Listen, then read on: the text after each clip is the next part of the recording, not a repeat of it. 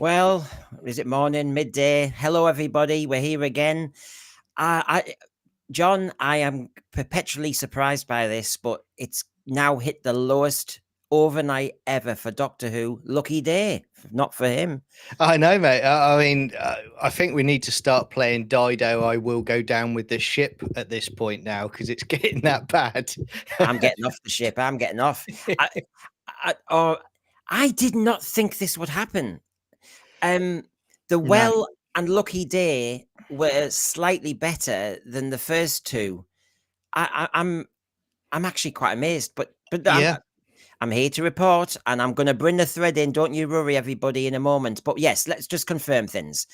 1.5 million overnight, and we know they've rounded that up because TV Zone always round up. Yeah. So it might be even worse. The lowest overnights ever. Now that comes from last week when it was 1.86. So already, let's just do the maths. There's 360,000 that we've just been lost in the post. Yeah. And went down from before. We were tanking before, so the history's bad. Now, this figure, let me just update it for everybody. So now the situation is quite perilous. Lucky Day, 1.5 million, down from the Well. As you can see, they're 360,000 down. And that means since Space Babies, they've lost 1.1 million viewers. Let me say that. Let me say that again, and then I'll just bring in John and the thread. Since Space Babies, let's be honest, that's only a year ago. The Great RTD has lost 1.1 million viewers. That's 42% of the audience has gone. I just got an image of like Tuesday morning RTD BBC heads, Bad Wolf heads all sat round a table and they're going, we just don't understand it. We're putting more and more diversity in every week. It should be working. Why is it not working? I think it's because it's like Keir Starmer did bad in the local elections, and he said we're going to go faster and harder. And I thought that is not what anybody wants to hear. And we don't want to hear that from Shooty or RTD either, do we? No, they're all the same. Course correction is what's needed. Yeah. Every Doctor Who fan worth their salt has been saying this since Space Babies. Don't do back to back. No. The beauty of a gap in the middle is that actually the script editor, as was, and the producer, as was, used to have a chit chat and say what went right, what went wrong, and they might have meetings with the higher ups in the BBC, and tinker and tweak and change. But no, they've done back to back. And although season 2, quality wise, and in some ways has improved, mind you, low bar. The trouble is, John, I don't know how many times last year, and you were on a lot of our panels last year, but a lot of people said they're going to see season 1 out. Yeah. And then if it hasn't improved, they're out. And I kept thinking, really? Would you really draw a line in the sand? But I think looking at these figures, they might have maybe had a flickering look at Robot Revolution, and then that's it. Yeah, I think you're right. I think people pretty much gave up on it. I think where you had that uplift, what was it, last week? I think that was because of word of mouth, where people are saying, well, there were some good episodes here, so they came back to check it out. And it's a case of now they've gone, no, that was rubbish.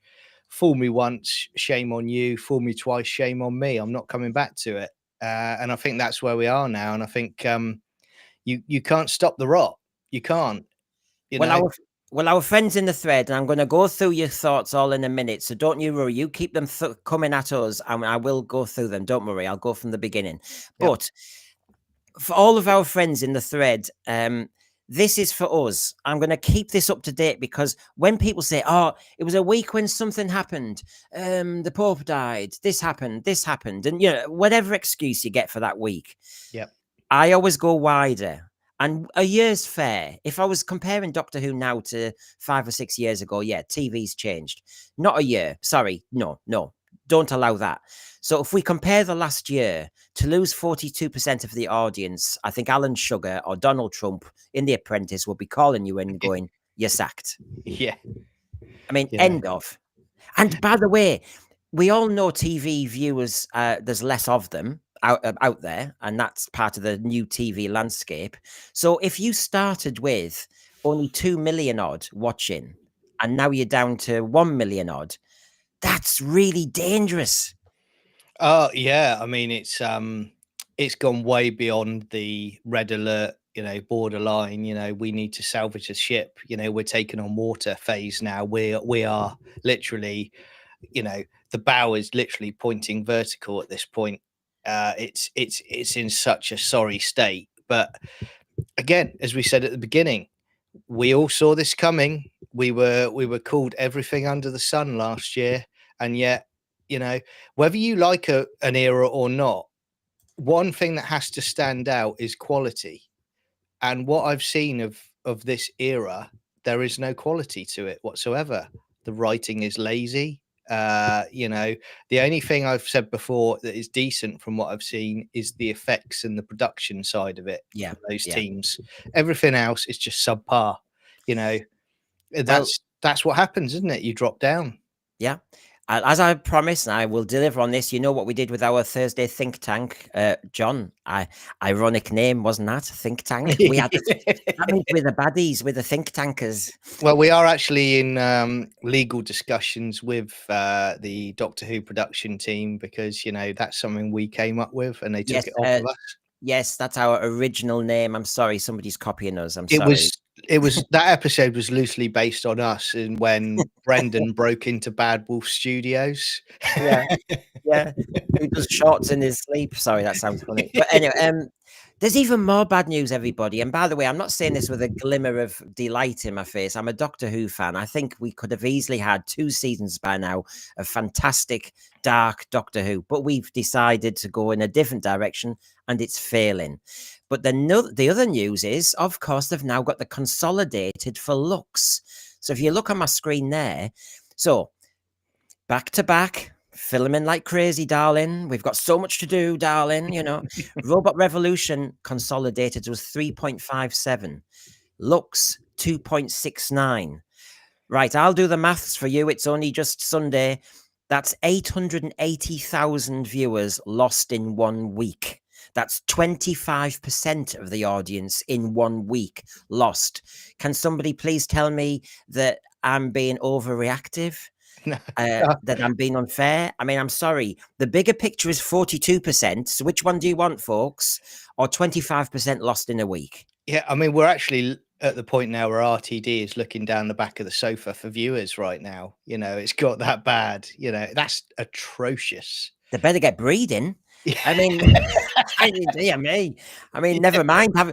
Don't watch telly. Get in the bedrooms and get breeding because we need to produce little Whovians.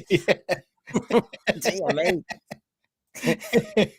So, I mean, here's the cold light of day. Doctor Who continued on BBC One with Lucky Day. What a title. So unlucky. Lucky Day is going to have the unluckiest TV ratings. 1.5 million. The consolidated rating will come later. Yes. Overall, it was BBC One's 3rd most watched program. This is an indictment, isn't it? It was behind the hit list, Celebrity Special, and Casualty. I think Doctor Who's a casualty now. He'll be in one of those sick beds. It was a low night all round for BBC One. So they've obviously been, I mean, you see, Britain's Got Talent is doing their semi-finals live, and this 1% club, 2.5 times the audience most of the night. So, number one, BBC has kind of seeded Saturday nights, and whatever the show is, Doctor Who, whatever goes before it or after it, they're all tanking. They're all struggling. But that's whose fault's that? And then the next thing is, it was BBC One's 4th most watched programme of the day behind News at 10, Casualty and Blankety Blank, with the latter ahead by a whisker. In the absence of Gladiators, Doctor Who was given 1/3 of the lead in compared to last week. Overall, it was 8th most watched. I mean, yeah, whatever. It's just in such a mess. I'll come back to that in a moment. No, I mean, I think you're wrong, Brendan. I mean, we all know that, there was a solar eclipse this weekend. There were 2 giant pterodactyls flying backwards. That was the reason why it's been dropped this week. Clearly the evidence speaks for itself, doesn't it? It's got nothing to do on hard data. It's got to do about solar eclipses and other phenomena. Yeah. Well, of course, it's the best thing ever. Yeah. So I'm going to come through to the thread now, and what we're going to do is we're going to feed in your comments now, and we'll go over some theories, what we really do think this means, where you think that where are we losing the audience to? I mean, is there a table tennis competition on or something? Is Ludo International on BBC Two? What the hell's going on? So good to see you all. I mean, this is quite a busy chat for a Sunday. Good to see you, Jeremy. Is this going to be the benchmark figure? Yeah, I know. 1.5 is suddenly wow. They keep breaking records for all the wrong reasons, don't they? You know, I was at a point where I thought, you know, that 1.58, I thought that's the floor. I thought maybe Yeah. that's all that's left is a few general viewers, and then you've got the hardcore I love shooty pro viewers sticking around. But no, it's dropping further and further, you know.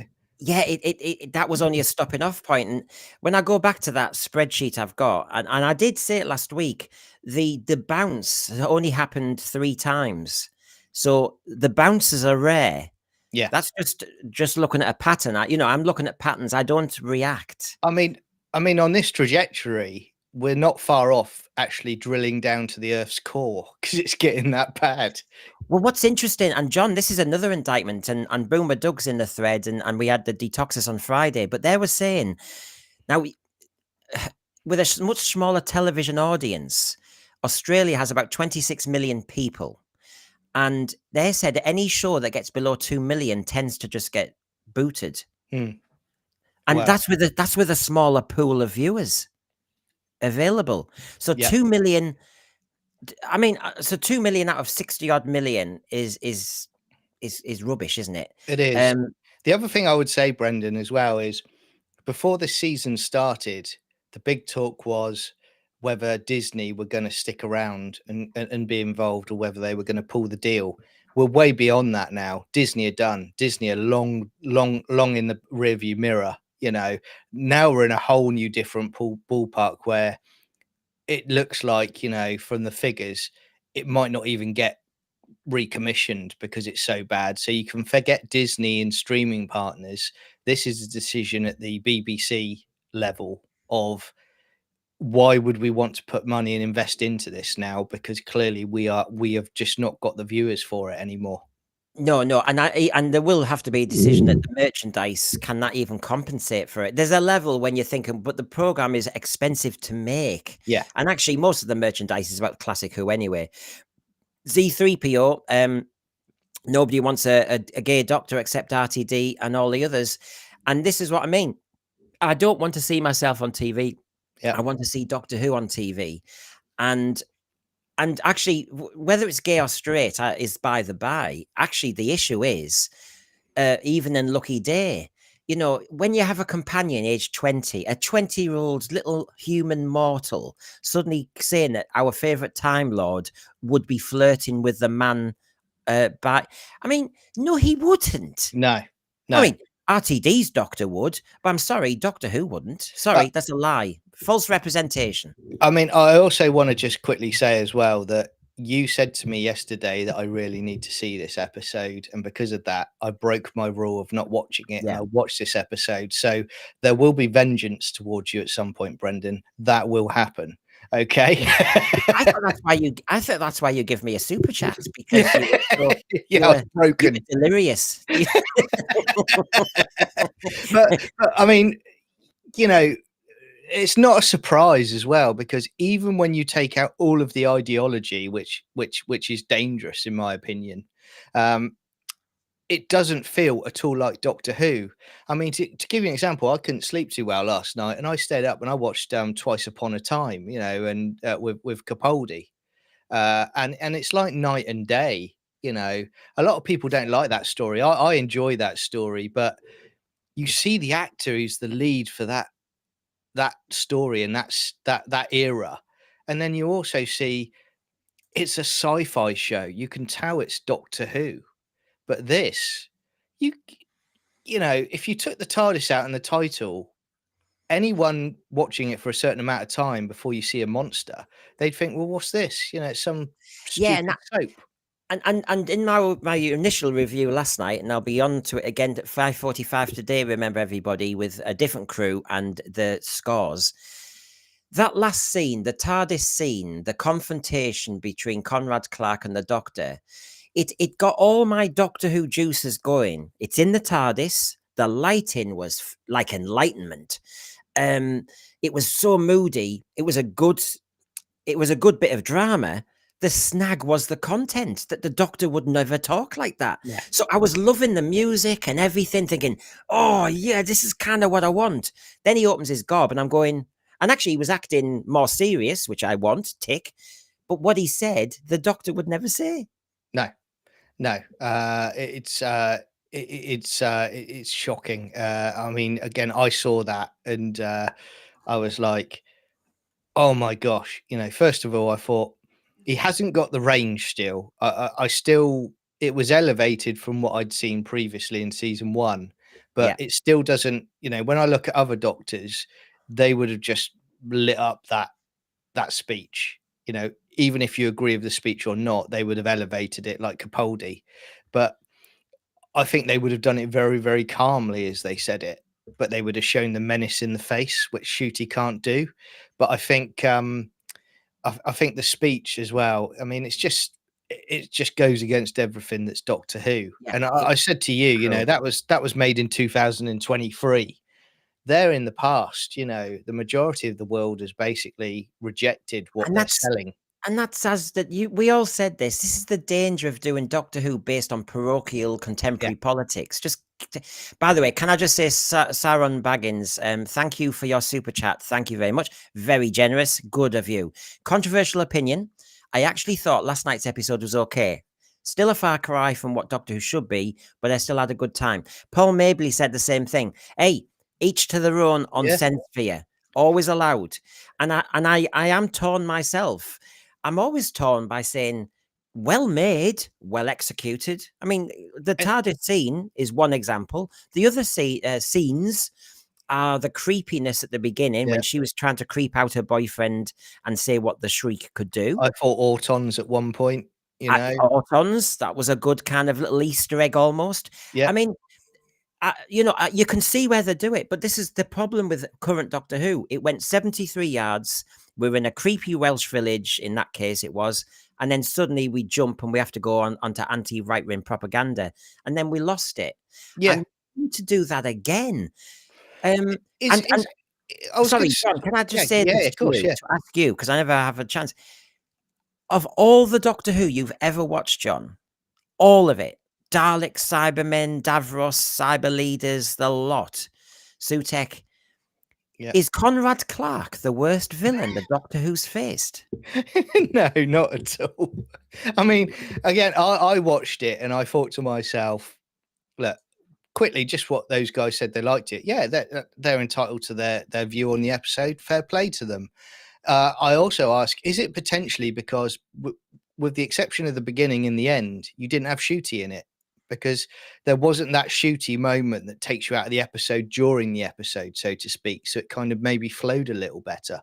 I think for me, when I was watching it, I just thought to myself, this feels like a darker rehash of One Love and Monsters, but they've tagged Adam onto it from the long game.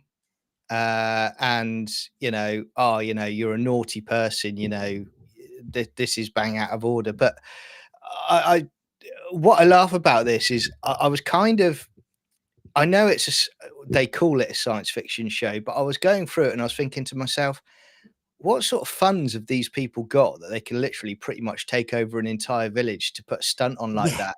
And how exactly did they make the cosplayers have pretty much identical outfits to the creature itself? You I, know, and what were they? Was there a train full of acrobats that were going past town that they recruited to jump cars and jump on walls? I was yeah. like, And look, I'll bring the thread in a little bit yeah, here to play fair. Mad Mackham, the TV part of our favorite franchise's history, is now dead. Long may Doctor Who last, but we need to face it. It's not going to be visual. What a shame. And mm, it is a shame for me because I'm not a big finisher. So I'm stuffed. I'm going to have to change my practices a little bit here. We've got Eye of Horus. He's kicked the bucket. He's shuffled off his mortal coil, run down the curtain, and joined the bleeding choir invisible. This is an ex-parrot. Doctor Who is that Monty Python dead parrot. Oh, and look, I'm not jumping on its grave. I am just so gutted that RTD has so got it wrong. And look, Sir C is mentioning that next week's episode is set in Nigeria, and that's not illegal. It's just it is a British show, but the British you know show what you're going to get. That's the trouble. Well, I can see in the casting that they've decided, do you know what? We're going to do a mirror image of Dot and Bubble in reverse. And so this is going to be basically an all black cast. In itself, that's not an issue, but it's going to have messaging. We just know it. And what my concern is, we don't feed the racists, no, but there are people who are just called casual viewers who just want to switch off from all the boring politics, who want to switch off. This is what RTD said. I have the quote. He says, tune into Doctor Who to get away from all the politics. Doctor Who is your safe space. Well, no, it's not. I'm going to be watching episode 5 set in Nigeria, and there'll be messaging. We just know it. That I'm a bad person, and something about empire maybe, and colonialists. And all of a sudden, why would I stay watching it when I could just tune in to one of the semi-finals of Britain's Got Talent and maybe have a laugh? I think also, mate, I think what they've done, and it's what I call the cardinal sin for people writing for shows, they've treated the audience like idiots, and that's the general audience. So they've actually thought, we're going to put this slop out and they'll just accept it. But I think the general audience and the figures will bear that out. They're asking questions of it now, and they're like, well, okay, yeah, you're pushing the message yet again, but your stories don't make sense. There's massive plot holes in all of your stories. So surely what you need to do, first of all, if you want to push your message, you make sure the script is strong and there are no plot holes in it, so it works. Yeah. But they don't. They're literally, they're writing it, or RTD is writing it first for activism ahead of an interesting and engaging story. And again, I've said to you before, you know, I won't use the G word today, but they're very dangerous on what they've been doing the last, last few years. I don't agree with it at all. I'm different to you because I kind of made my peace during the Jodie Whittaker era that, you know, my show that I loved is gone. And, you know, I've gone back and I'm enjoying the classics still. And I still enjoy early Big Finish.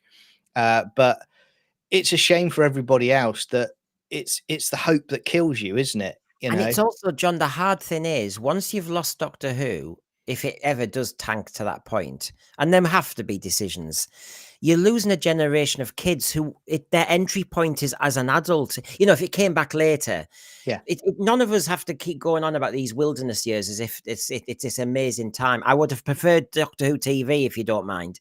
As it is, we make the best of it. But you're losing people. And some of my panelists over last year who said, oh, I found Doctor Who via New Who.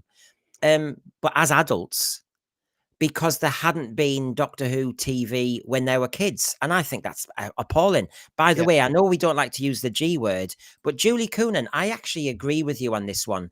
It's a moot political point that while they're all waffling on about Netflix's adolescence, and while they're all waffling on about toxic masculinity, like in the Robot Revolution, and while he's, as John said, advocating for other stuff and trying to create our new children to like LGBT, like this, like that, to love diversity and everything, they are actually creating racists. And I think that is true. And the reason why is because if you're a young white male and you like your Doctor Who and you've seen it butchered and crapped all over, and then you see the messaging is saying that you're the baddie every week, that's like being punched. Yeah. And it gets these kids, remember, I have taught kids, it gets some of them angry. That's not what we want. And I thought Doctor Who was escapism.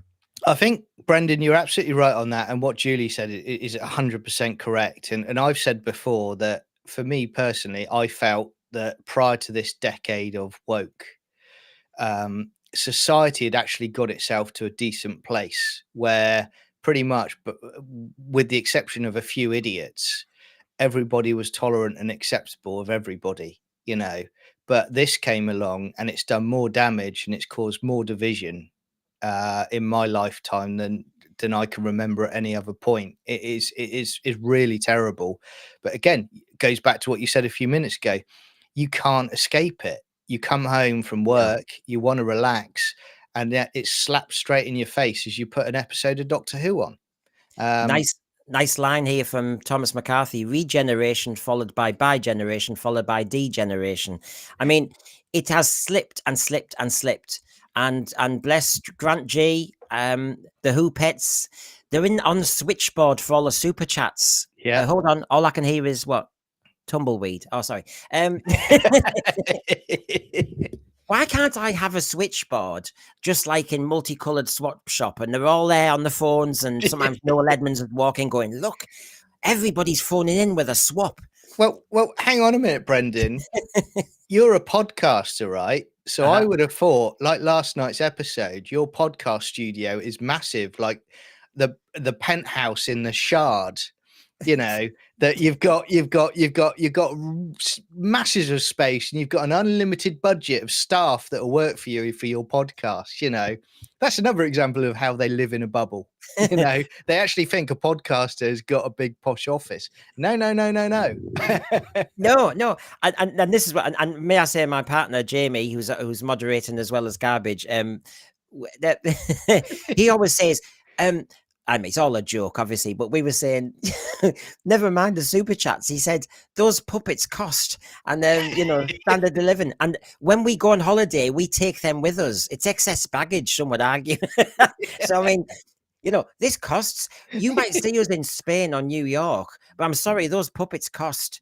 And it costs my reputation. You want to see the New Yorkers staring at me going, really? Brendan and Jamie haven't eaten for a week. Because of podcasting. It's true.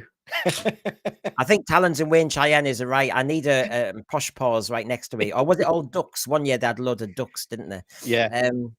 I know. Yeah. Well, they're happy memories. Happy memories of when TV was not in your face. Yeah. I mean, let's swap old crap. I mean, yeah, nobody would do that now, would they? Matt Worrell, surely this proves that the football does have a positive impact on the ratings. There's no... Oh, well, hello, everybody. Shall we get up to date on that one? Never mind talking about the ratings last night and how Lux's Consolidated is not very good. Here's another bit of news, John. The FA Cup final, the ITV and BBC were battling it away about what time the match would be on. And remember, everybody... We've got skin in the game because RTD wants Doctor Who definitely on before the Eurovision with Juno Dawson's episode and Ncuti Gatwa doing the UK jury results. I wonder what dress he'll wear. And so they agreed on a compromise that the FA Cup final will start at 4:30.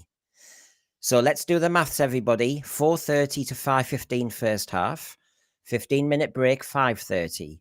The match finishes at 6:15. It better have no extra time. Whoever wins the cup, will you throw it at them? And they run around the pitch Benny Hill style. And then and then they have to zoom onto a Doctor Who episode because the Eurovision is not going to budge. It will start at 8 o'clock. They have to cut the episode down to 10 minutes because they just don't have the room. Poor John, old Juno. That'll be easy, John. If you had to shorten every episode of current Doctor Who down just to the story, we could 5 minutes will do. Yeah, exactly. So, but I mean, again, I know there's going to be lots of excuses coming out. I look at data and I also look at, the quality, and again, last night, it doesn't surprise me at all. I personally, I did think that we would have a kind of similar hold to last week. Yeah. But, you just got to look at the episode, the preaching, the nonsense, but the lazy writing again, I think I've said to you, Brendan, It's a really clever idea for a military organization to have creatures in cages, but have an elevator shaft to bring them straight up to the command center. I mean, that's tactical genius. That is, it really It's, is. hey, it's And bloody have them in lazy. London in a populated area, you know. It's totally lazy. I mean, who said to the architect, well, when I can't be asked to go down to the vault, just for the sake of some drama, when some cranks on the loose in my building, I need to be able to press a button where the vault comes to me. And then we open the vents and we open the windows so that if it got out, it could actually get into London. And yes, I think my government inquiry would be asking where's the money going, because Yeah. honestly, you can get into that unit secret base, which is obviously very visible. The brigadier had it right. Hide it somewhere in some wood, and only the blobs from the three doctors could find you. I mean, to be honest with you, mate, we desperately need a Mr. Chin from Claws of Axos at some point to come into that building and do a proper investigation, don't we? Because it needs it badly. You know, she's too busy snogging, you know, Colonel Ibrahim or whatever it is to keep an eye on what's going on. Oh, that yeah, I don't think her eyes on the job, so to speak. Now, Anthony Parkinson, who obviously give us a heads up on the looks Consolidated, asked about the breakdown for the well yet. Anthony, we keep asking for these and they're not always happening. We got a 5-minute breakdown for the Robot Revolution, but for Lux and for the well, and so far for the Lucky Day, they're not providing them, and they don't necessarily provide the 5-minute breakdown for every single one, which is disappointing. We had it for Joy to the World, we had it for Robot Revolution. I don't know if they just pick specific ones. Clearly, at the moment, they know we are just feeding off them. And my God, I analyze it to death, and it tells us a lot more. Doctor Who might only have got 1.5 million watching last night. Remember, that's the average. But within the 45 minutes, if you did have the 5-minute breakdown, I can almost predict now that after 20 minutes, they'll have lost another 300,000. And then coming up to the end, because Casualty is so exciting, people come back. You can tell why they don't want to show those figures.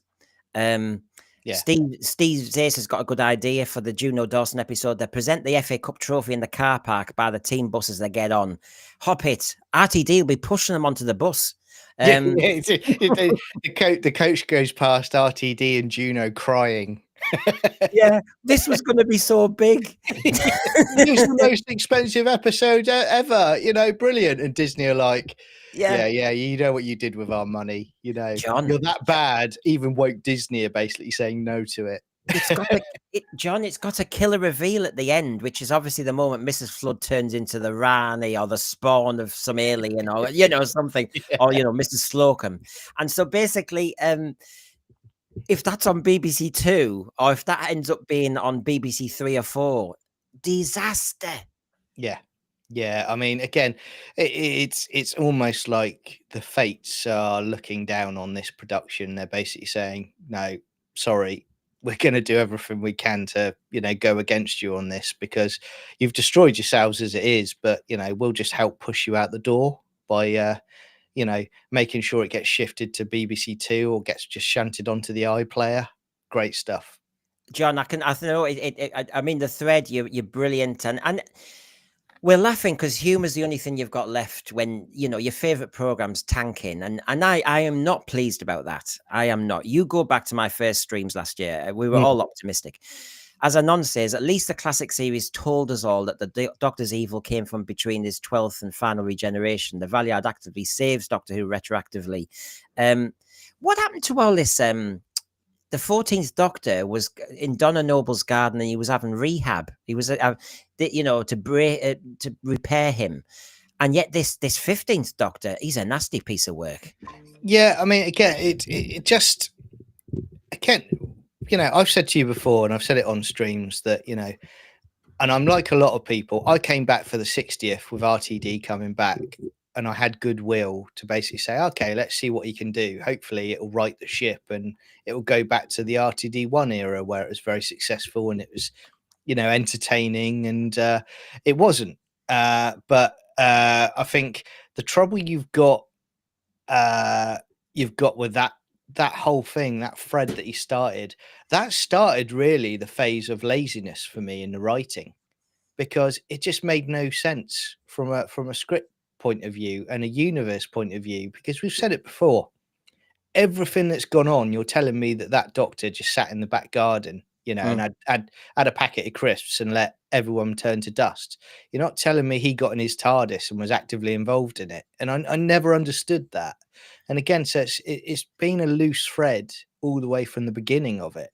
But there must be a way, because obviously in Lucky Day, I noticed that Rose Noble wasn't working for UNIT. Well, they've locked her in one of the cells, haven't they? Clearly.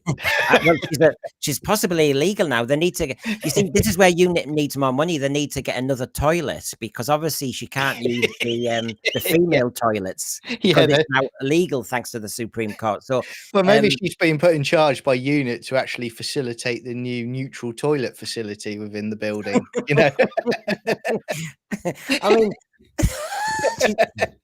she's there with her iPad there right now, going, right, that unit, that neutral toilet, that's going to go there on this floor, right? Okay, do we want to put this one next to the creatures down in the vault? Talk me through it. Shall I sign off on it? But the other thing is that the scientific advisor, if you think of what happened when Kate was having a paddy, don't diss my dad, and so she loses all military training, and she releases the Shriek to teach Conrad a lesson, because he was such a nasty piece of work that he had to be taught a lesson like a naughty boy. Forget Davros, forget everybody else, Omega, Patrick Troughton's doctor had sympathy for him. I mean, honestly, but Conrad Clark, you are the worst of the worst in the history of the universe. And so release the Shriek. And as the Shriek was released, and, you could see that Ruby and the scientific advisor were looking at each other like, has she lost the plot? And her boyfriend was thinking, I don't know if I should put this gun down. And then all of a sudden, the scientific advisor, she had the stun gun for the Shriek. So basically, this has happened before. Kate's lost it before. I mean, it's mad, isn't it? I mean, again,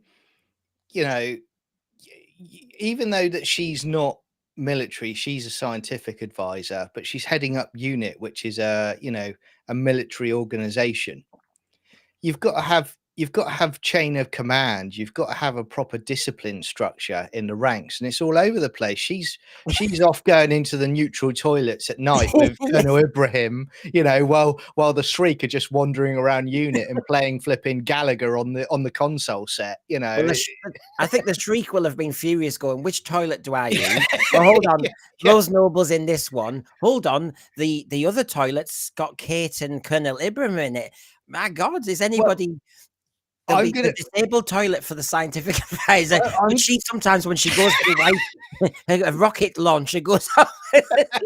I'm going to say to you, mate, this is where they've written themselves into a hole. In the Star Beast, right? They talk about asking about pronouns to the Star Beast, right? Okay.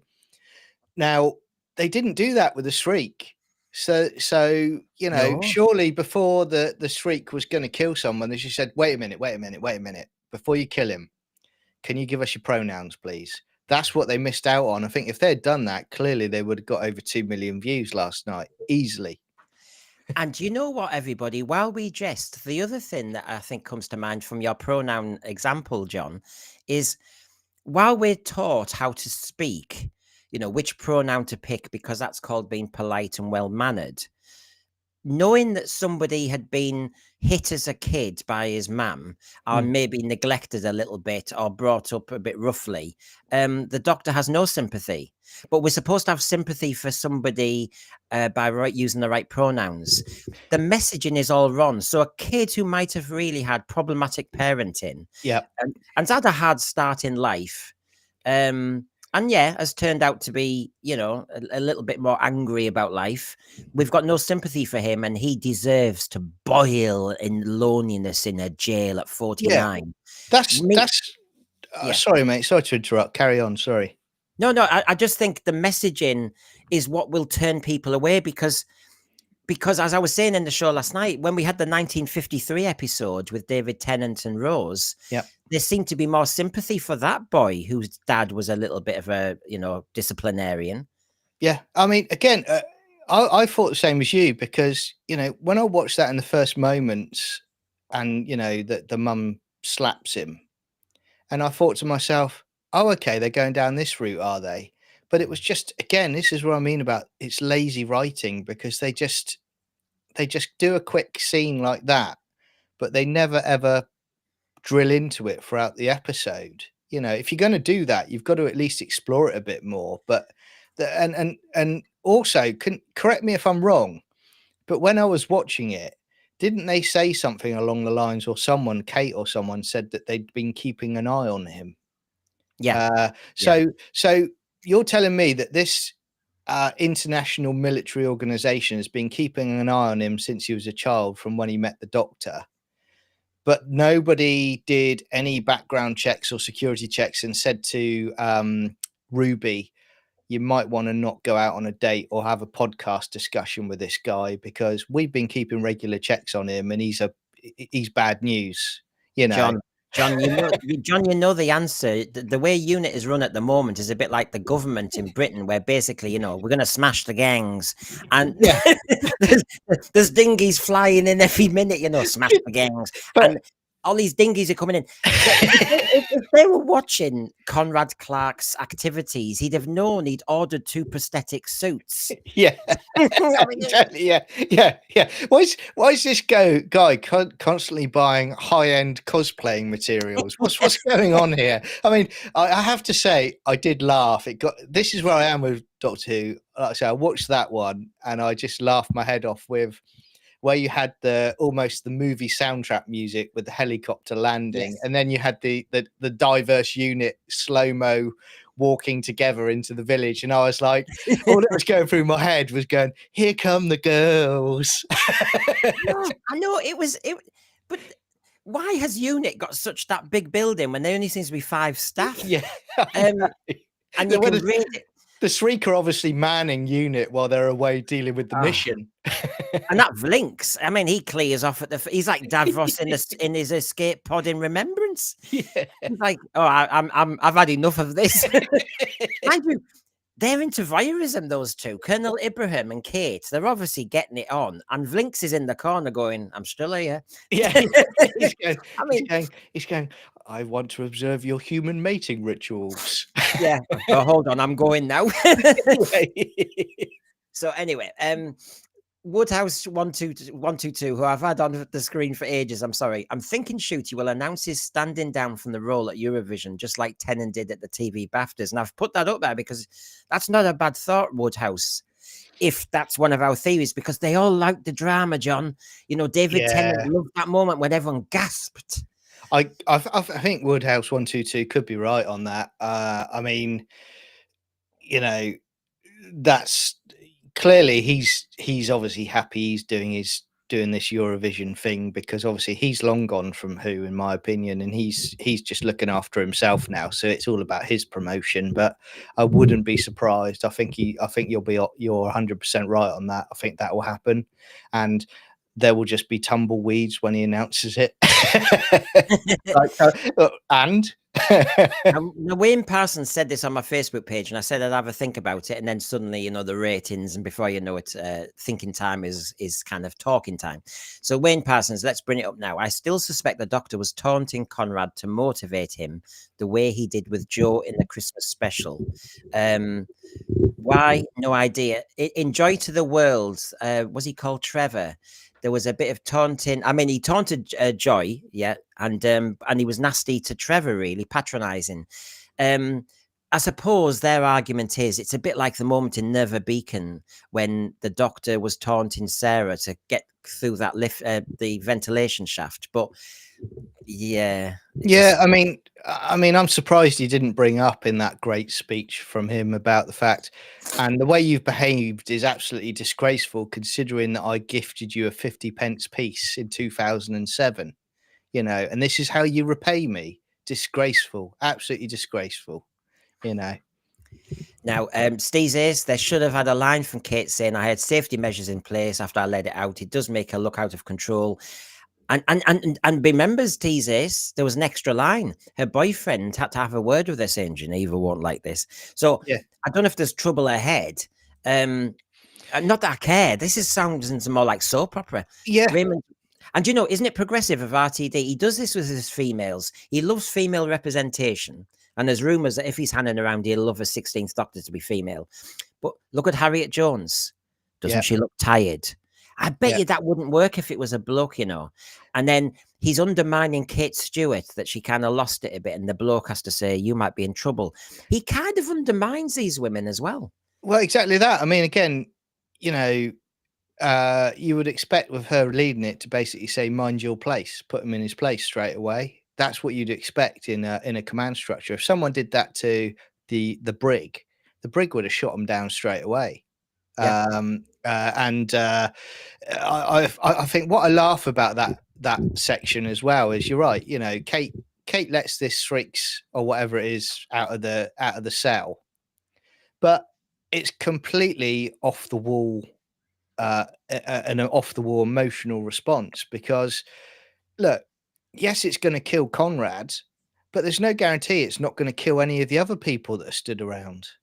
You know, Yeah. they keep talking about the antidote, but how quick are they going to be able to bring out an answer? Oh, of course, it'll be in the wheelchair with the rockets, won't it?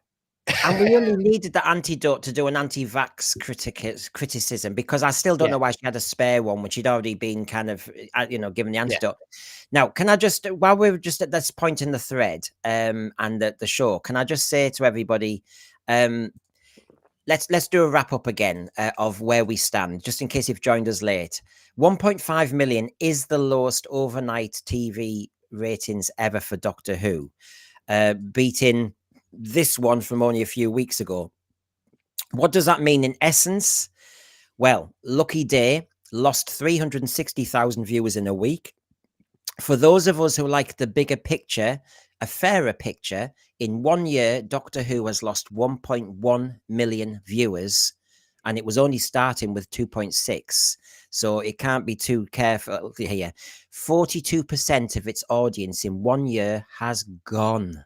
Cool. I'm sorry, but nobody can say that we are just being reactive. I'm sorry. I keep this chart up to date for all you in the thread to use, because you can say, sorry, you cannot say we're being reactive, we're being bigoted, we're being phobes, we're being dismissive, we're not doing the not my doctor brigade.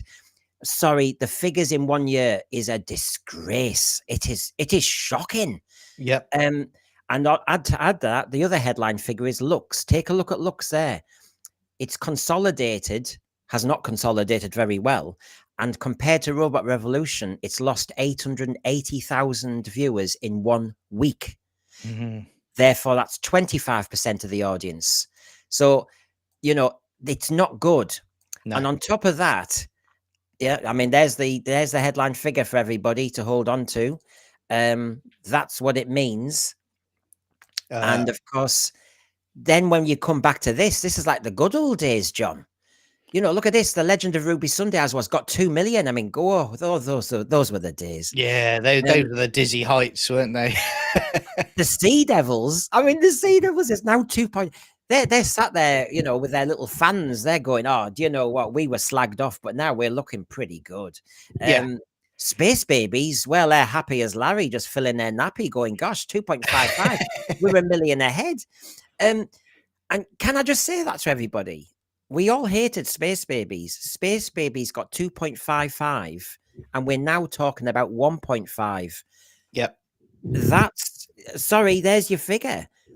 RTD in 1 year with nappy filling monsters, bogeymen, Jinx Monsoon, the Doctor kissing some space rogue, Sutek being a doggy, and Barbara Woodhouse coming back with a choke chain. All that stuff has lost us 42% of the audience. RTD, it's on you. And you know, I've said this before, mate, but you know, two or 3 years ago when they commissioned it, or even what was it, 4 years ago now, probably, we were right in the woke era. You know, we were right in the eye of the storm, so to speak. And it was a time where not just Doctor Who, but other productions would just get greenlit, even if the ratings were atrocious, because they wanted to make sure that they were stamping their diversity card and forging forward. We're in a different time now. Yeah. you know, where production companies, they're losing lots and lots of money. So the time of just signing off on a show because you want to tell a diverse story is long gone. Now it's the money men are back in control, and the money men are basically saying, if it ain't good enough, if it ain't getting a good return on investment, dump it. That's what's going. Then that's why I'm under no illusions that this show is cancelled. They could, you know, I know there's rumors out there that there could potentially be another season in Yeah. 2027 cut down. But again, you're delaying the inevitable, because if they do that, you're still going to have RTD or And his John, cronies involved, which and will have the same effect. which way do you take this rumor? You know, we've all heard that 2027 one, there'll be 6 episodes. But can I just say to everybody, we've already got, this is not an 8-episode season of Doctor Who. No. That was a Doctor Light episode. Yeah. An unnecessary Doctor Light episode. And as I Yep. will be saying with my crew at 5:45, why is it that these Doctor Light episodes sometimes are a little bit better than the ones with the Doctor in? Because you saw it in the episode last night in Lucky Day. That bit at the beginning with Belinda, and the bit at the beginning when he was pretending he was still with Millie, it was nauseating. He was over the top. He was too loud, too brash. That man, when he arrives in the pub, you think, oh, we'll leave. You know, he was just unbearable. Yeah. He was good in the TARDIS. But like I said, I didn't like the speech. So that's it's not a win-win, is it?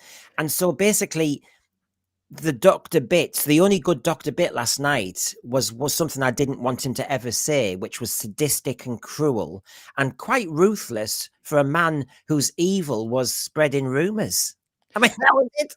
I mean, it's ridiculous. And again, I'm on record. I've said many a time, you know, my rule is with this whole iteration and any era of it now is, can you see one of the great classic Doctors in that same position, or can you see Ncuti Gatwa in a classic story doing a speech like with Davros in Genesis of the Daleks? I can't. He doesn't have the range to do that. It might have been better what he did in that speech, but it was such a low bar to begin with. It's not saying a lot, really. And again, there's nothing about him whatsoever that makes me see the Doctor in him at all. I don't see that at all. In fact, I see a human who's just nicked another TARDIS and is traveling around. You know? Yeah, and the gear and everything. I mean, Joe Chapman. Remember Joe Chapman? I think I asked you ages ago. Please give us an email for a chit chat, please. This bodes pretty bad for the Sea Devil spin-off, doesn't it? And this is what I mean. I really do think, and I think it's becoming extremely clear now, that RTD had that meeting with the executives, and he says, I've got the quotes, he said he felt he was surprised by the nature of their chat. He thought it was just about a Doctor Who one-off or something like that. And in the end, they said, would you like the whole series back with the Disney money? What do you think? And of course, he, just like a kid in a sweet shop, said, yeah. Do you know what? I've got loads of ideas. I said in the writer's tale, I've run out of ideas. Now I've got loads. Suddenly, money. Oh, yeah. And then he had all these ideas thinking, oh my God, we could do this. Oh, we could have spaceships. We can have, and you can see he got excited. And then he suddenly thought, we could have a Marvel universe. Oh, yeah. Spin-offs. Yes. And you can see him. And that's before he's left the meeting. And you can see the steam coming out of his ears, cartoon style. And he's going, right. And then one week we'll just, I've actually got no ideas, but I'm lying because it's a meeting. So I'll say, lots of gods. First story is space babies. And before you know it, he's got all these plots flying in his head. And he's going, oh, this is easy. Once you've got money, you just... The streaming, I think he thought the streaming would mean you just reach people who just passively watch. Yeah. And even if it's dross. And he thought, I'm sorry, I will finish now. And the spin-off was him thinking, and we're going to lay all the seeds for this being, you know, Doctor Who, the master of the universe. Yeah. And unfortunately, he's forgotten that the dross he was writing on the back of a cigarette packet is going to tank the show. And then the spin-off, as Joe Chapman says, is superfluous. Completely agree with you and Joe Chapman. I mean, I've said to you before, you know, when they announced the spin-off, I said that they were running before they could walk, because what you do, you get your ducks in a row. You make a success of the primary show. Then if it's successful, you talk about spin-offs, but they didn't do that.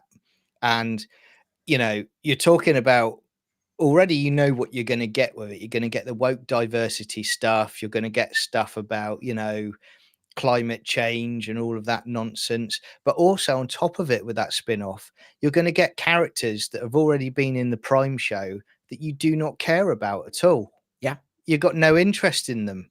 You're going to have Kate, Colonel Ibrahim, wheelchair Rambo, so it's they're all going to be in there. And again, this is going to be a Disney Plus series like they did with the Echo series from Marvel. When they have no faith in a series, because they literally dump all the episodes at once over a weekend. Yeah. And they're going to do exactly the same between the war between the land and the sea. And I think they're not even going to wait about saying they've pulled out until that's finished airing. They'll announce it after this series has ended, and they'll just put that one out. It's done.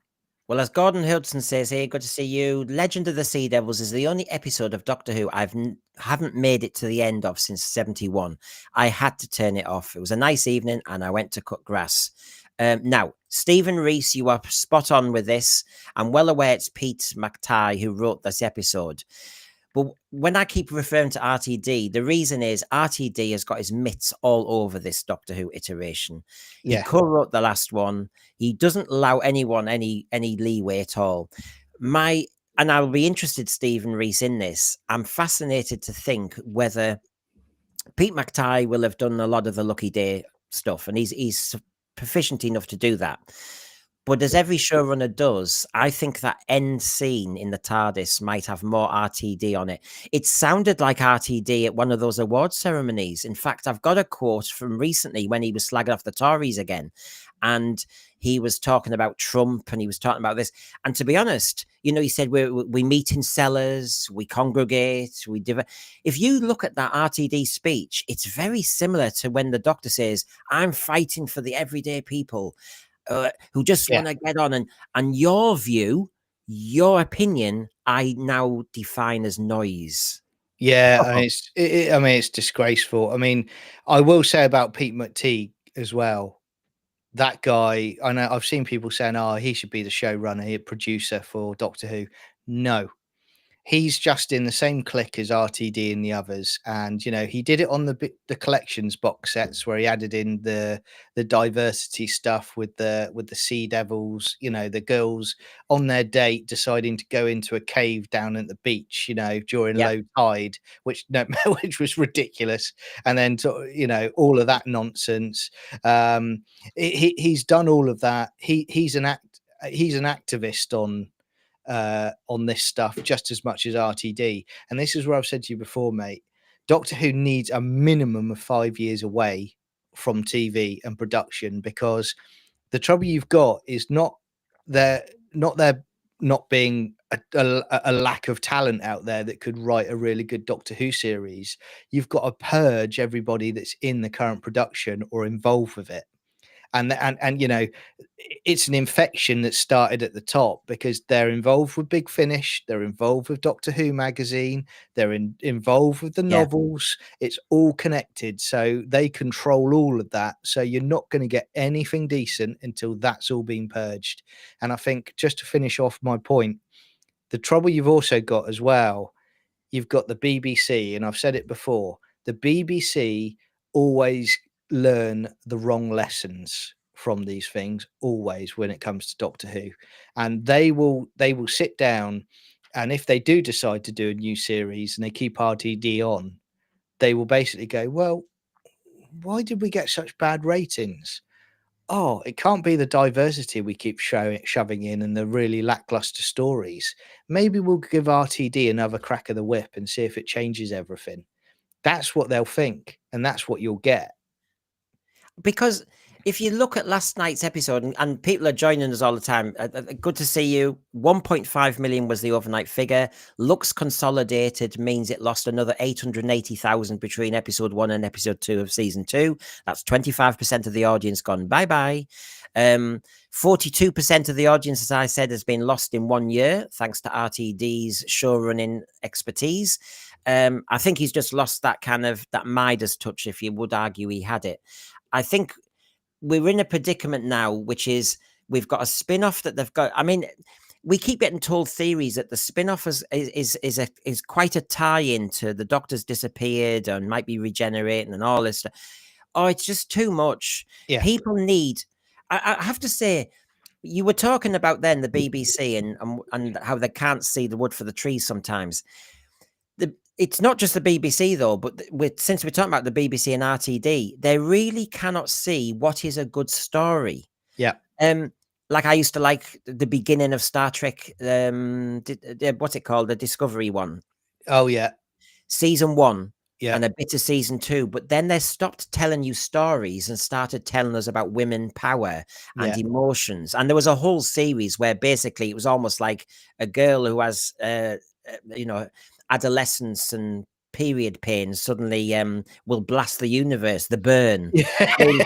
I mean, so suddenly they forget what story writing is, and suddenly it just becomes all about my feelings. Well, I think you're right, mate. And I think also what makes me laugh from these what I call the lovies in the bubble, where they talk and they preach about diversity all the time. They're not very diverse in inviting people from the other side of the aisle into their writing teams. You know, it's very exclusionary. And I think I've said many a times, you know, you get creative gold when you have tension in the writer's room, where you have disagreements, and that creates a great story. You know, if you've got everybody thinking exactly the same way, what's going to happen? You're just going to get yes men and women that are going to go, oh, that's brilliant, RTD, absolutely brilliant. Yeah, let's put that one out, you know, and you get to where you are now. Whereas if you've got people that disagree with that, there's a tension to it, and they go, well, no, I see you've got an element of an idea there, but maybe you need to sort of think about fleshing this out here, there, or over there. You know, we don't get that now. We don't get that at all. And you know, I've heard from friends that, you know, Hollywood, you know, during the woke era, very, very talented writers that are not getting parts, writing gigs, because they don't follow the ideological approach that they are. Yeah, because your starting point, you know, like I'd like to write. A lot of us Doctor Who fans would like to write. But if our starting point was the story, you know that these executives say, but what's the issue of the day? Yeah. Could that character be a pregnant man? Could that, like we've had in Chibnall's era, that sort of thing? Couldn't it be about racism by any chance? Oh, really? It's mad, isn't it? And, you know, like a lot of people in the chat, like you're probably exactly the same as me. When I was growing up, I longed for spin-offs, right? I longed for, you know, a unit spin-off with, you know, sea devils and, you know, ice warriors and, you know, other creatures from the show's past, you know, that have turned up on Earth. And I thought it would be amazing. But as soon as I heard this was announced, I thought, it's kind of what I always wanted, but it's in completely the wrong era.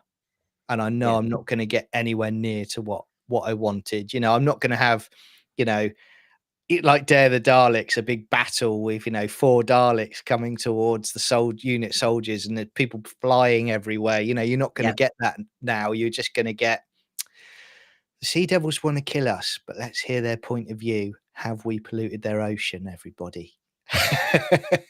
Yeah, and this is what I mean. So, you know, our show today is about the. I mean, I didn't think me and John discussed this a few weeks ago. We looked at the lowest overnights ever, and you said, well, it was a good show. We had a good chat, and we enjoyed your company. But that's a one-off. 2 weeks later, we're back, and it's the worst ever again. I mean, come on, this is bad. But remember, they decided it's RTD. They decided to go with Disney. They decided to choose Shruti Gatwa. They decided that diversity was going to, you know, be the key to every script, so to speak. They decided that it would schedule it for the spring, summer. I'm sorry, it's all in their hands.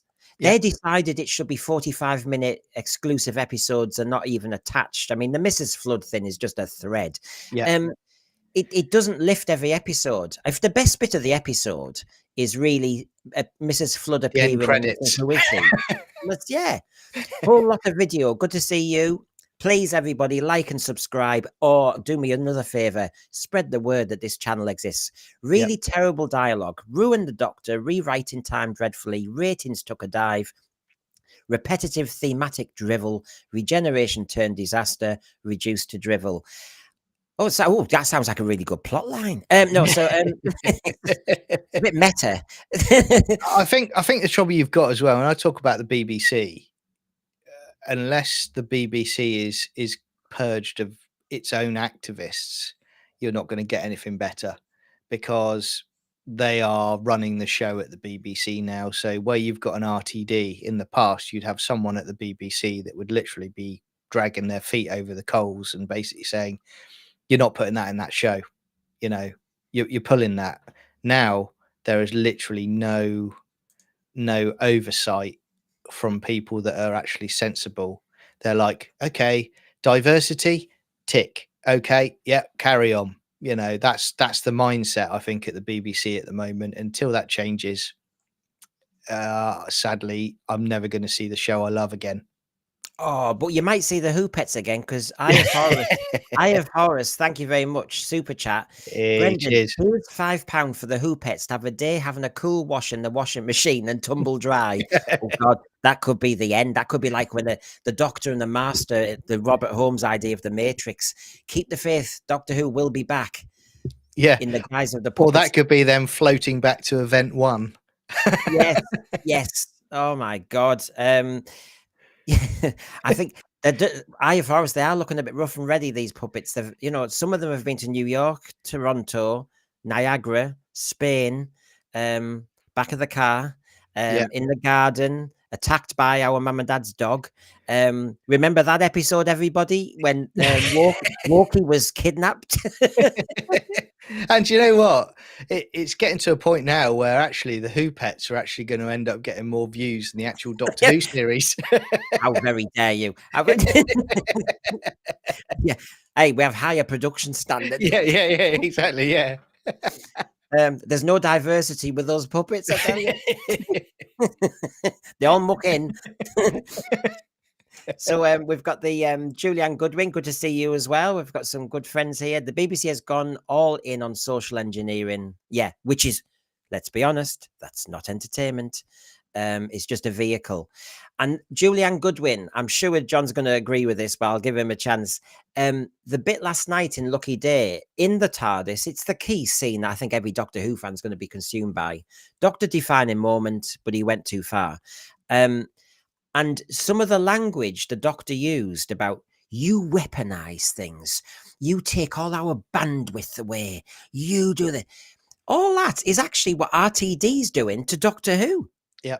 Yeah, 100%. I agree completely with the post there, 100%. And I think, you can tell he's getting angrier and angrier as he's gotten older, and it's because his what I call his utopia in his mind of the world is not being realized. And of course, he's just shouting at clouds now, isn't he? But he's using Doctor Who to do it. I sometimes get so shocked at how, my analogy is always, how can you miss the target so obviously, RTD? I mean, it's so easy to do, but no, you're trying to find an audience that doesn't exist. And I will show this again. It is quite obvious. And by the way, John, sometimes I think we should remind everyone of that. The audience appreciation figures that they don't want us to know either. Yeah. But they'll get leaked by the end of the series. They were bad for last year as well. So on audience appreciation, even if the numbers are rubbish, but then the numbers were rubbish as well. Then we've heard that Disney are leaving. I mean, come on, it's so blooming obvious that this show is just hemorrhaging. Oh yeah, I mean, they could try and hide the AIs as much as possible, but we all know the hard facts. The data doesn't lie. people have tuned out of this series and people continue to tune out. I think the general audience who, you know, that generally they give it a chance. They'll give any show a chance.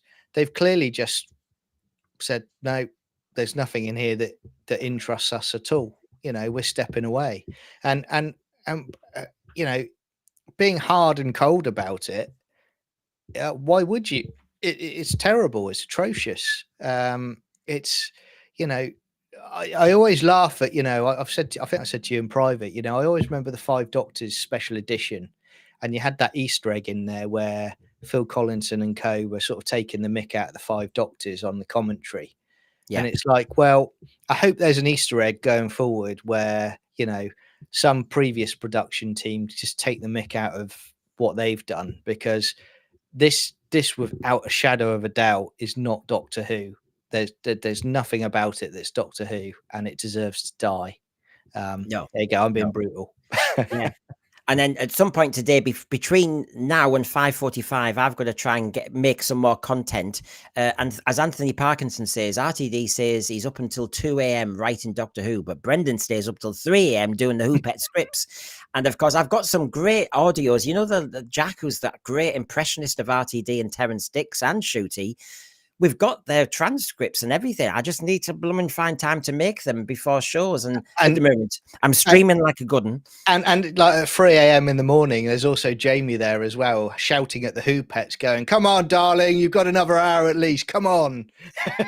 Yes. Keep going, keep going. So I want to ask everybody in the thread now, you know, you see that figure. Right, everybody. I want everybody's bets now, and we can keep an eye on this thread at the end of the season. And I'll ask John, and I'll think of it. We'll play that game that I normally play, the play your cards right one, the play your ratings. We've got 4 episodes to go. Where do you think? Now, remember, the finale sometimes pulls up. I mean, I'll play fair. So I'm going to ask everybody their prediction for the final overnight of the season. Now, to be fair, you can look there at Legend of Ruby Sunday and Empire of Death. It jumped again. So basically, over the whole season last year, between Space Babies and Empire of Death, it was 350,000 people down. It did have an uptick. You can see where the 2 upticks are in green. So I'm going to just give you that as a context, everybody. We started this year with the overnights being 2.05. We've had an uptick now, and then it's gone down again. So where do you reckon, everybody? If everybody tells us where they think it's going to be, and poor John, I'm going to ask him first, and I'm going to then join in. Where do you think we'll end up episode 8 overnights? I mean, again, it all depends on whether they push the marketing on it, really, because they did that with the last season, didn't they? They kind of ramped up the marketing for the finale. In the cinema? Yeah, in the cinema, and I'll come on to that in a sec, because I think that's they're using that as kind of a get out of jail card on figures. But I actually think probably, I reckon the finale might get 1.6. And I think maybe because they may tease that there's a regeneration. So that might bump it up a little bit. The cinema, I think it's also their way of saying, oh, you know, the viewing figures are low, but look how many we got in the cinema, you know, and they'll try and spin it that way. But from what I've heard from people, you know, who've messaged me, it's very, very lukewarm on people wanting to actually buy a cinema ticket. I know Anthony on your show last night's bought a ticket for it. Yeah, yeah. Fair play to him. But, you know, I'm not hearing a lot from people who are saying, oh, like the 50th, that they want to go to the cinema to watch this.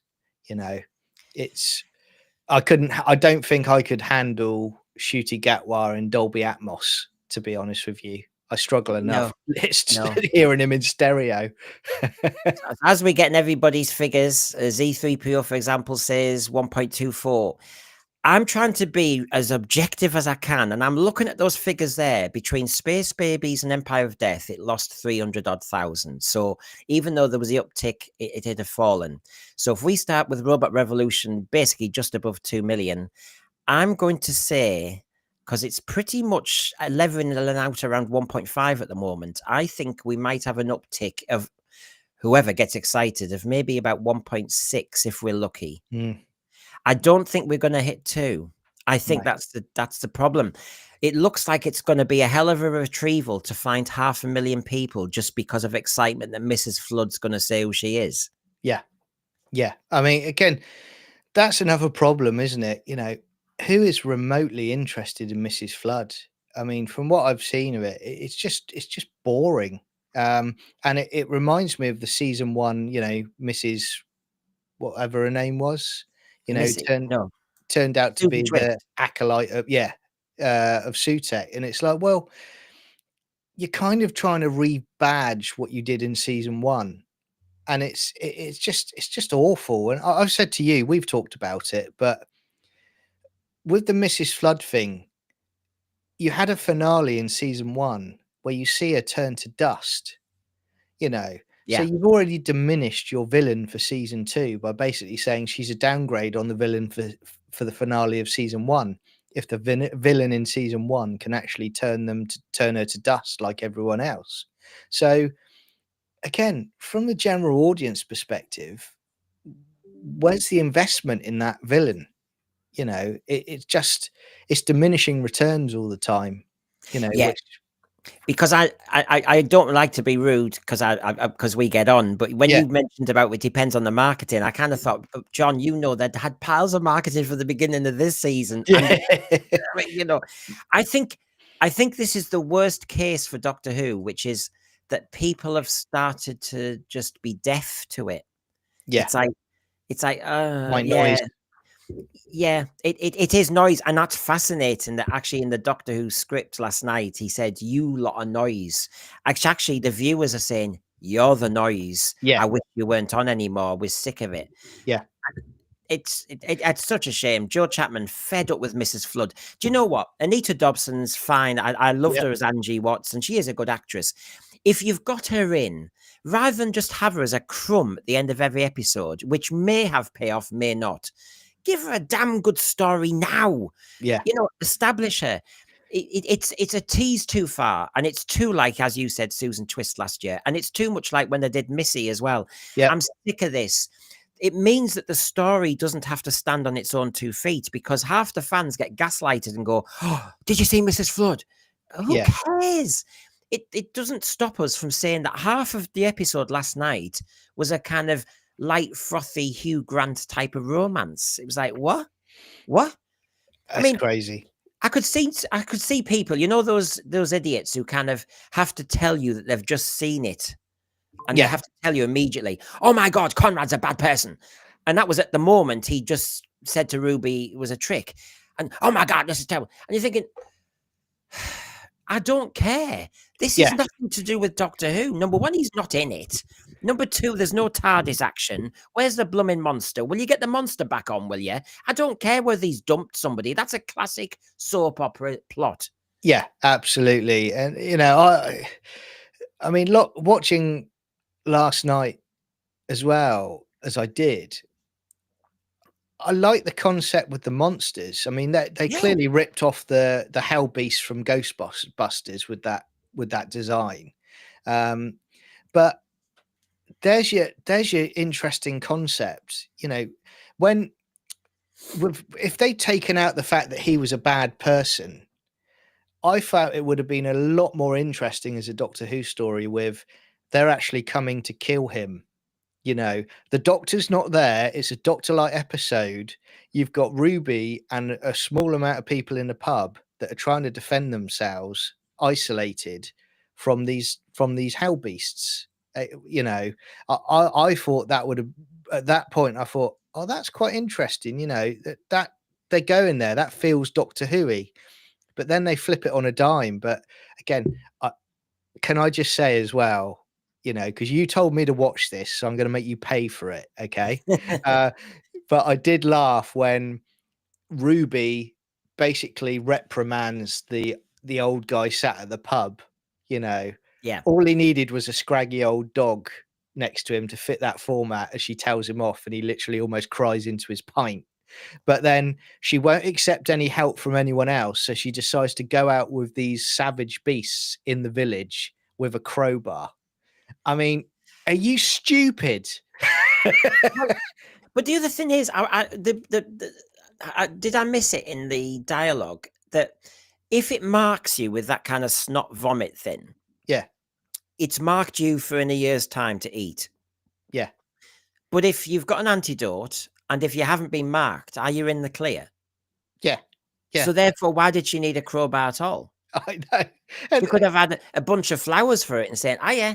Yeah. I And you mean, got I've got an image now of like the Queen Bat from Caves of oh, Androzani. Like don't start. there's a unit guy at headquarters milking them for the antidote every maybe that's what Rose is doing. That, that's the episode. That's what had Jeremy Kyle taken off the air because it was the episode when the Queen Bat kicked off on stage and she said, "I felt defiled," and Peter Davison ran off the set, and that to wipe the episode.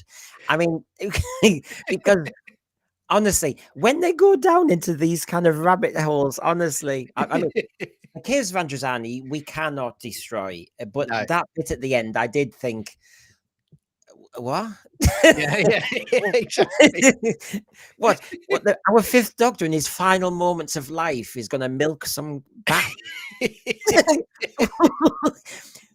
It's a bit like a Time Lord going to some sort of brothel. It's like, what's he doing? Yeah, well, ironically, that's something I could see Shooty doing. It works for his Doctor. Unbelievable. And I can see Garbage is trying to police the thread. I mean, the thread's lovely, but there's now and again people like to mention, for some strange reason, other channels. The thing is, fair's fair. I'm an egalitarian, folks. Do those channels mention moi? Because if they don't, let's play fair. Yeah. I'm a small little channel. Every repost is helpful. Every word of mouth is helpful. Every recommendation is helpful. Your support is wonderful. The other channels are surviving quite nicely. And if they don't mention me either, I think that's called not fair. Come on. We're all for fairness, Doctor Who fans. Yeah, and I would add on to that as well, you know, these shows that I've been enjoying with Brendan, you know, they work because you lot are engaging with us on it. So, you know, you're very much a main point of the show. So thanks for your support. But I would also say, you know, Brendan, credit to him, he puts a lot of work into these shows. You know, he's literally living off stimulants at the moment. So if you could like and subscribe to the channel, and as he said, just advertise it, you know, to your friends or family, please do, because you know it really means a lot. But you know, we really appreciate you all being here. Because us on this side of the fandom, we do have friends. Yeah. I don't know about the other side. I think they're all in their little kind of echo chambers, you know. Yeah. But, Well, we have such good friends that some of us make others watch an episode of Doctor Who and break their rule of watching Doctor Who, not watching Doctor Who, Brendan. So thank you, IFRs. You see, I you know, there's some great people here, and look, we're here to have a chat about these figures. And like I said, you know, people want to vent. Now, I've asked everybody for their predictions for the episode 8. And so for my final thing here is, what is the one course correction? If we in this thread could send a message now to Bad Wolf, the BBC, and RTD, and they still were listening, apparently, can everybody in one line in the thread tell us one thing that if he course corrected would win back the audience? Yeah. So if everybody now, so John, I'm giving you a big one course correction that would start to get people coming back. Are you talking a message to RTD or the people above RTD? I suppose the ones who were going to be the makers and shakers if he's yesterday's newspaper. I would do the famous Christopher Eccleston comment that he made at a Comic-Con. Sack Russell T Davies, sack Julie Gardner, sack Jane Tranter, sack Phil Collinson. I would do that, and then I would go right. I would take it away for a while, and I would basically get a professional production team, fresh new ideas to come in, and I would basically make sure that they were familiar with the history of the show, and they respected the history of the show, and if I was a BBC head, I would also be saying, right, we need to bring back monsters. We need to get rid of the diversity nonsense. If we want to have a ratings behemoth again, we need to have escapism so that people can actually sit down on a Saturday night and they can enjoy their Doctor Who without having to be dragged and almost by a magnet back to the real world every few minutes because somebody's got a massive insecurity complex. So here we go, over to the thread now. Remember, we have a short 5:45. The Thursday think tank, me and John are on again. And at the Thursday think tank, you're the stars. We take the topic of the week. I wonder if it'll end up being that TARDIS speech and that being so undoctorish. But anyway, get Doctor Who out of Wales, says Lee Smith. Undo everything since Capaldi, says Rob. Julianne Goodwin, resign. Oh, they never do, though. They never do. Nobody resigns nowadays, do they? No. Matrix Lord, get rid of the messages and the gods. I mean, when Q arrived in Star Trek, I switched off. I can't stand the surreal. I know we've had the mind robber and various things, but it's not my bag at all. Julie Coonan, stop being woke and give us adventure. Very like what John's just been saying there. I don't know if joystick. David Tennant returned again. Oh my god! I mean, he's on a right shift. Him. Well, he can't get work, can he now? I think, and I'm paraphrasing, but I think a few months back, Glenister, who was talking about the new Bergerac, and he was saying that apparently Tennant was meant to be involved with it. And he said that, but they decided not to because of the baggage that comes with him. So I actually think there's a lot of production teams now that are saying to themselves, if we bring him in, he's going to cause us problems. His new game show is absolutely tanking. 1.2. Yeah. And I wouldn't be surprised if he does turn up again because, like RTD, this is his last chance saloon, really. Doesn't he look tired? So you've got TARDIS Travels, replace RTD2. North Devon, retcon the Timeless Child. Oh God, I mean, it was almost forgotten, but I'm getting scared of the finale that people are talking about. Fugitive Doctor, Jodie Whittaker. I really don't know where he's going to go with all this nonsense. Garbage is back in what you've said and what obviously Chris Eccleston said. Eye of Horus, just get rid of the blooming walk, please. I mean, can I say, Brendan, as well? I'm not a writer. I don't write shows, but could it do so much damage for them to actually go back and say, look at the Philip Hinchcliffe era and go, do you know what? Let's have a stab at that. Because all the basic concepts are there, the scares are there. Wonderful Doctor Who. Let's go down that route. Let's follow the Philip Hinchcliffe era format and let's see what we can do with it. And John, I bet you it'd do a lot better than 1.5 million. And John, they can do it. For example, last night, the moment Conrad Clark said, "Oh, and I suppose your special effects are better," and it gave you a jump. The jump when it bit him, and so Doctor Who can still give you those thriller, suspenseful jumps. Yeah. And it's just that they decide as a format not to give you cliffhangers. They decide as a format not to go dark. And they decide that they actually want to scare you for a second, sometimes. Yeah. They want to give you a message. They want to give you a laugh. They want to give you a song. They want to give you a diva doctor. They are wanting to do too many things that aren't Doctor Who instead of get the kids behind the sofa, get the parents with a little grin on their face going, God, the kids are engrossed in this. Get the kids talking about it in the playground on Monday. Come on. Absolutely. I mean, you're right. I mean, on that classic example of that, Brendan, we grew up, you went to Blackpool, I went to Longley, now it wouldn't work because, when we went in there and you walked down that corridor and you had the monsters behind the glass, and you pressed the button and they moved. It terrified me as a kid because it was all part of that behind the sofa experience.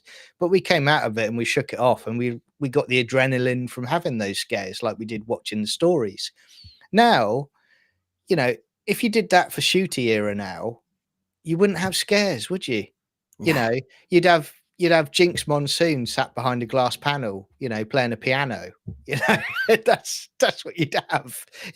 That's what's wrong with it. You need to get back to scaring people, and especially scaring kids. That's Doctor Who. There you go.